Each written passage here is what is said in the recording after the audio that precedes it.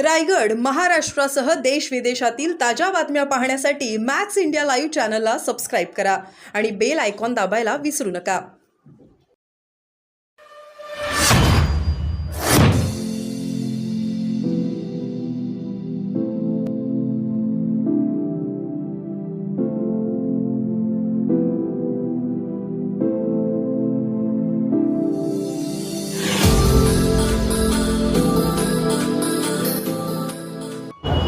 संभाजीनगरात 7 जुलै रोजी माननीय उद्धवजी ठाकरे साहेबांच्या दौऱ्याचं आयोजन करण्यात आलेलं आहे आणि या दिवशी या जिल्ह्यातील सर्व शिवसैनिकांचा एक शिवसंकल्प मेळावा, एक शेतकऱ्यांना न्याय देणार आणि गद्दारांना गाडणार अशी टॅगलाईन घेऊन आयोजन करण्यात आलेलं आहे. तसं हे कार्यकर्त्यांचं एक प्रशिक्षण शिबिर पद्धतीचा हा मेळावा आहे. आगामी विधानसभा निवडणुकीच्या धर्तीवर कार्यकर्त्यांना काही मार्गदर्शन, काही तांत्रिक मार्गदर्शन, काही राजकीय मार्गदर्शन या मेळाव्यातून होणार आहे.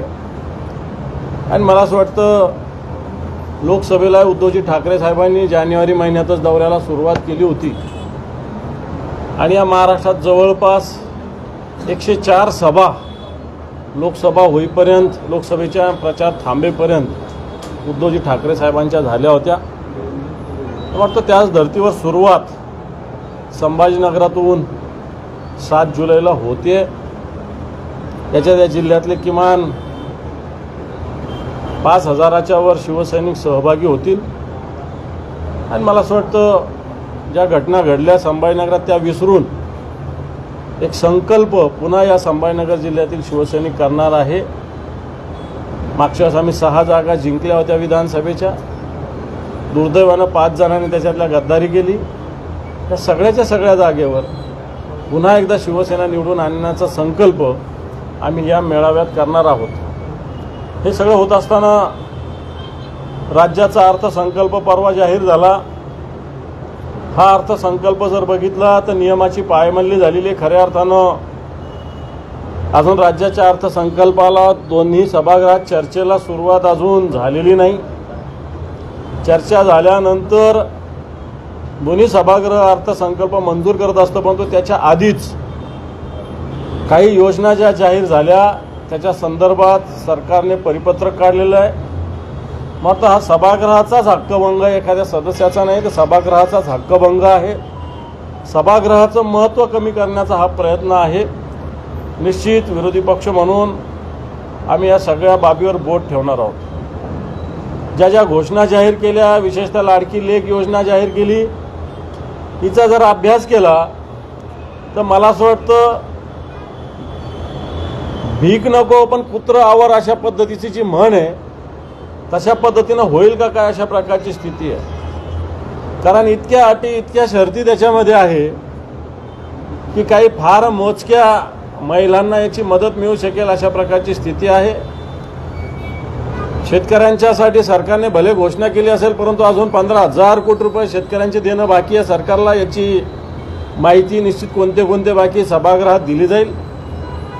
परंतु हे सरकार म्हणजे, मी काल सभागृहात एका विषयावर बोलताना खिशात नाही दाना आणि खिशात नाही आणा आणि मला बाजीराव म्हणा अशा प्रकारची स्थिती आहे. सगळं सोंग करता येतं पण पैशाचं सोंग करता येत नाही. आजच्या घडीला राज्याचा जवळपास 25,000 कोटीच्या वर तुटीचा अर्थसंकल्प असताना या घोषणेची अंमलबजावणी कशी होईल हा प्रश्न महाराष्ट्रातील जनतेबरोबर आम्हाला सगळ्या सदस्यांना सुद्धा आहे. निश्चित सरकार तोंड देखलापणा या सगळ्या बाबतीत करतंय. हे करत असताना महाविकास आघाडी म्हणून, शिवसेना म्हणून निश्चित याच्याविरुद्ध आम्ही लढा देत राहू आणि जनतेच्या दरबारात जात राहू.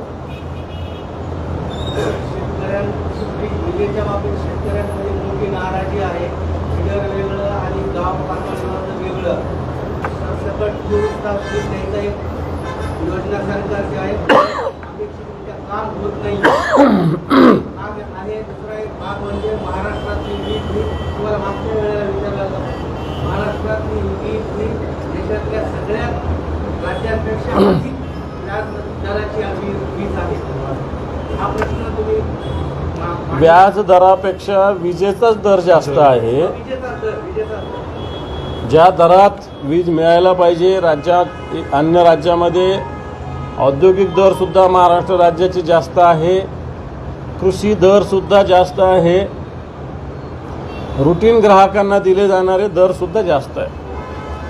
खरं तर सिंगल फेज डबल फेज हा विषय ग्रामीण भागात बऱ्याच दिवसाने, परंतु तो यशस्वी झालेला नाही.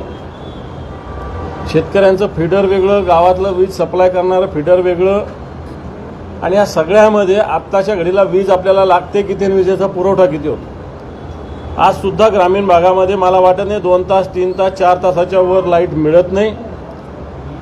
8 तास नाही तर पोहऱ्यात कुठून येणार आहे. आपण वीज बिल माफ करणार, वीज आम्ही वापरतच नाही, वीज आम्हाला मिळतच नाही, तर या वीज बिलेचा काय फायदा होणार आहे.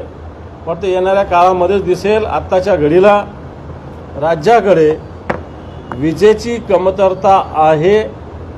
म्हणून विजेची कमतरता असताना निश्चित शेतकऱ्याला दिलेलं 6 हॉर्स पॉवरच्या इंजिनला दिलेलं मोफत विजेचं कनेक्शन, फक्त ही घोषणा हा एक फार्स ठरण्याची शक्यता आहे.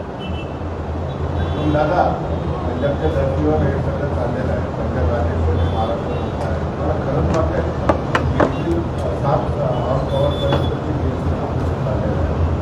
ती वीज खरंच देऊ शकते महाराष्ट्र.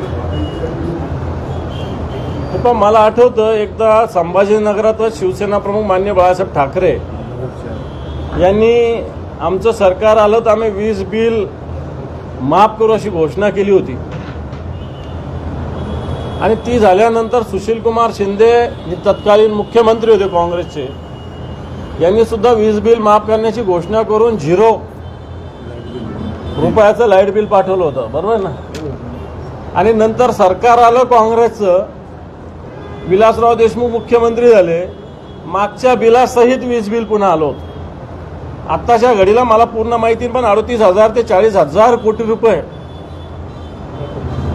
आज दूध खरेदी होते. शेतकऱ्यांना नाईलाज आहे, परंतु आज एवढं दूध देणं परवडत नाही एवढ्या कमी किमतीत. म्हणून ठिकठिकाणी या महाराष्ट्रामध्ये परवा विधान भवनासमोर सुद्धा शेतकऱ्यांनी असं पद्धतीनं दुधाचं आंदोलन केलं, आणि इकडे संभाजीनगरात सुद्धा मोठ्या प्रमाणावर असं आंदोलन चालू आहे.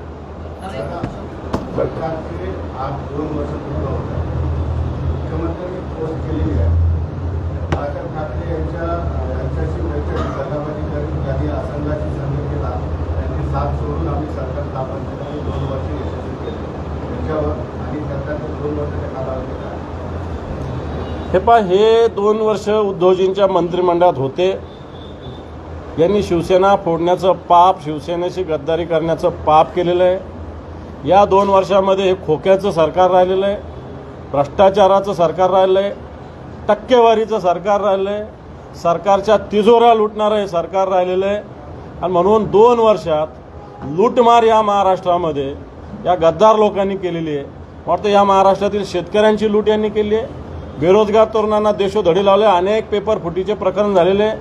शेतकऱ्यांच्या आत्महत्या कधी नव्हे ते या 2 वर्षात झालेल्या जवळपास 6,500 आत्महत्या यांच्या 2 वर्षाच्या काळात घडलेल्या आहे. नोकर भरतीचं आश्वासन यांनी दिलं, पूर्ण होऊ शकलं नाही. माता भगिनीचं संरक्षण सरकार करू शकलं नाही.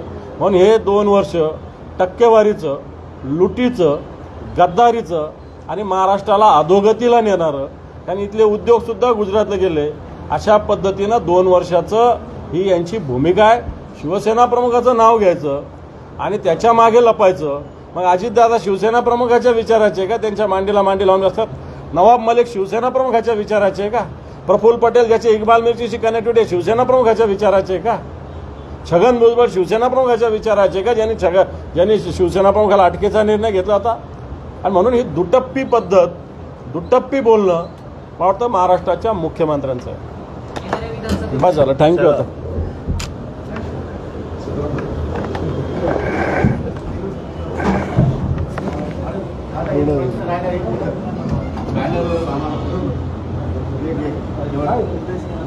काय